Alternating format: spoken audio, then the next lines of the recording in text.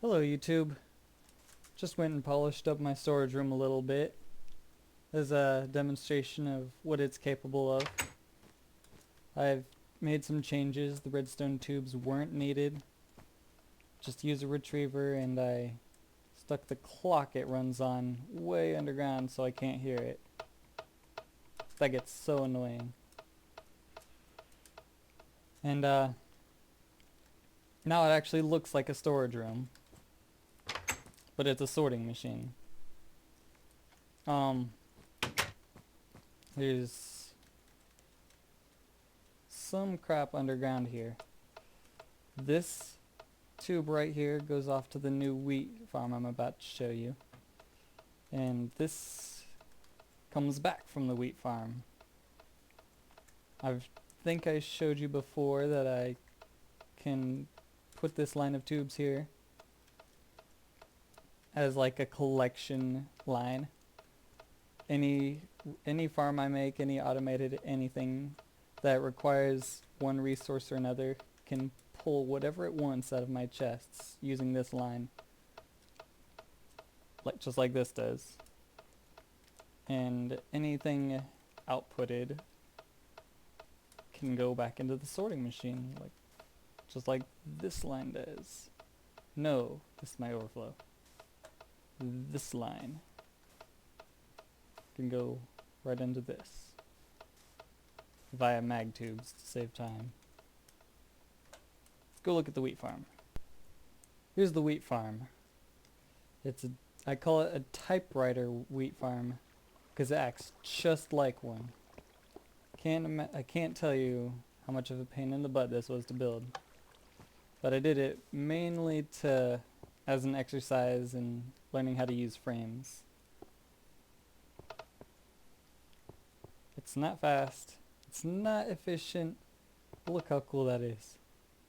I got a row of assemblers that goes by and plants and bone meals all the wheat as it goes. And then on its way back, deploys some water that harvests it. It goes down this line into a transposer that runs down a mag tube, or leads to a mag tube that sends everything it harvests back into the storage room. Don't know if you saw that, but there was stuff running through there. Wheat and seeds. And here's another mag tube, right? These two accelerators go up to these two retrievers right here. And these two pull any resource the farm might need, like seeds, of course, and bone meal, and stocks the assemblers for me. I could potentially perma-run my wheat farm, but I don't really have any reason to. Got a couple of switches. If I turn off this switch while it's moving and planting, it just stops. But if I turn it off while it's going back to the left, it'll finish going back to the left so I can stock it. See this green line right here? That's what powers the deployers. I see I turn it off, but this doesn't stop the line that pulls it back. So it just resets.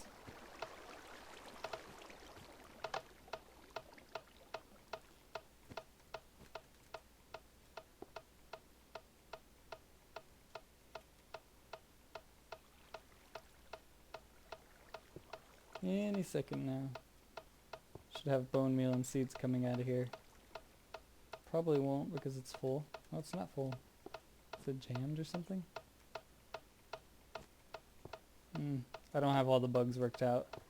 This is such a hard thing to build. I know this looks kind of complicated, and it kind of is. It took me a long time to come up with, but it works off a basic principle. I have two output lines right here and right here. They alternate. This clock goes 8 ticks. No, 9 ticks. And then this clock goes, or pulses. This clock goes 9 pulses, and this one does. And it goes by, alternates back and forth, powering the motor.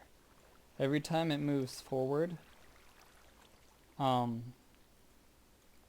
plants bone meal, or seeds, and then bone meal first. Seeds are on the blue line, bone meal is on the yellow line. So seeds go first, then a delay, then bone meal, then a delay, then this pink wire right here, which is connected directly, not directly, but indirectly to this motor. It only works while this is powered. This is the on switch.